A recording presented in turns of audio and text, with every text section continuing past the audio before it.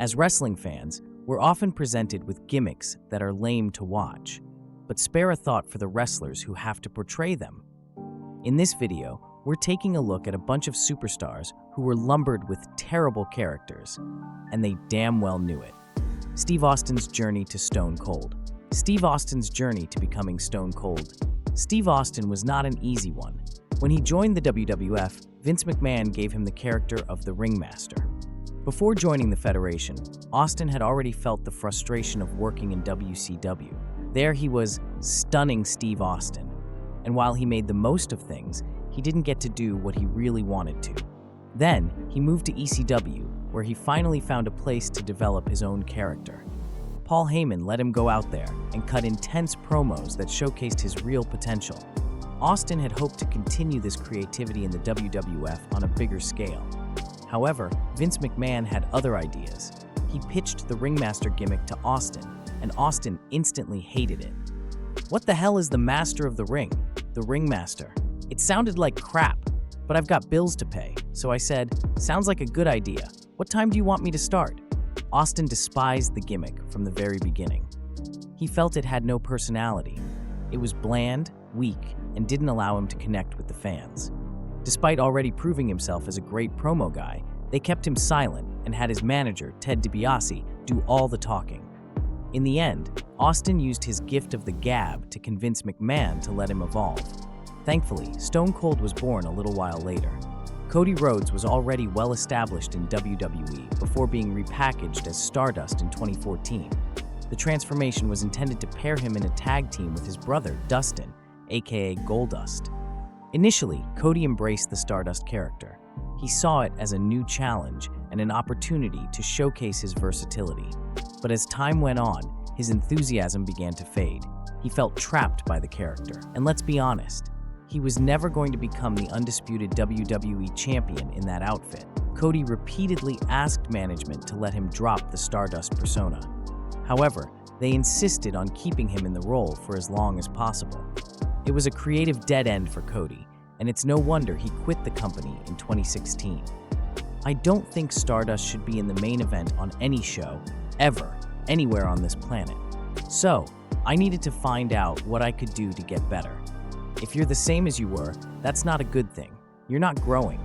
For me, I was just getting worse. That's when I finally made the call to leave and get better. Terry Taylor is another great example of a talented wrestler being saddled with a dead-end character. There were high hopes for young Terry when he first arrived in the WWF. He'd already had a respectable career in the NWA during the mid-'80s. He was a good wrestler with a decent amount of charisma, but no one could have guessed he'd go on to become the human embodiment of a rooster, a red rooster. According to JBL, the Red Rooster gimmick was a punishment by WWF management. It was a deliberate attempt to embarrass Taylor because he had a reputation among wrestlers for being a corporate stooge, or in other words, a kiss-ass. Taylor didn't stick around in the WWF for very long. He didn't sign a contract extension. In fact, he never really managed to escape the shadow of the Red Rooster for the rest of his career. When Mike Shaw first joined the WWF in 1993, he was given the gimmick of a drunken monk named Friar Ferguson. It was a pretty lame gimmick for sure, but the character was dropped after only 2 appearances due to pressure from religious groups.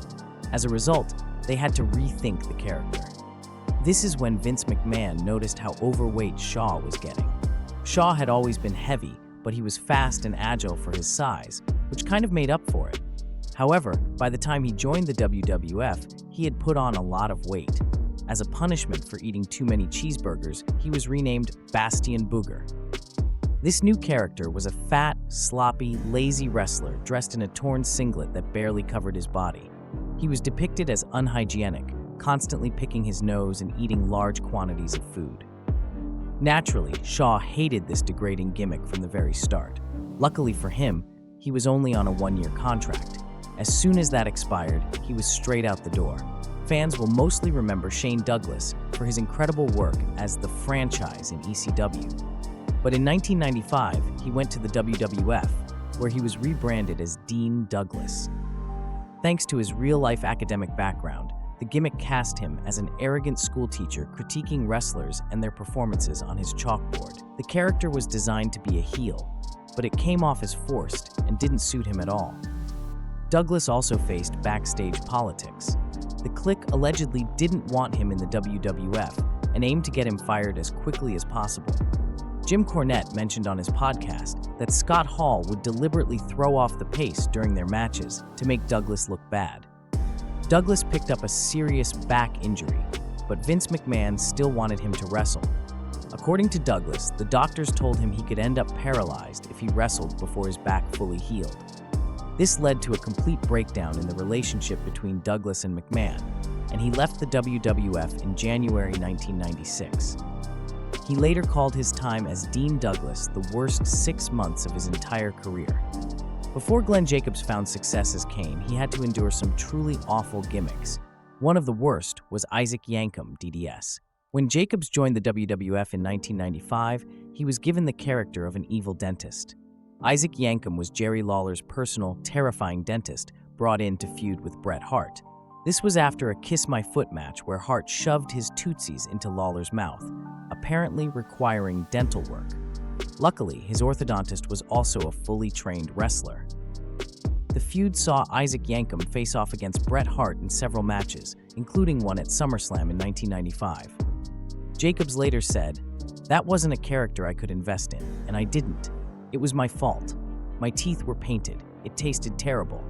Vince McMahon thought it was ironic that a dentist had bad teeth. My entrance music was a dental drill." Mr. Jacobs must have breathed a sigh of relief in 1997 when they finally came up with Kane. The Black Scorpion gimmick is one of the most ridiculous and poorly conceived storylines in wrestling history.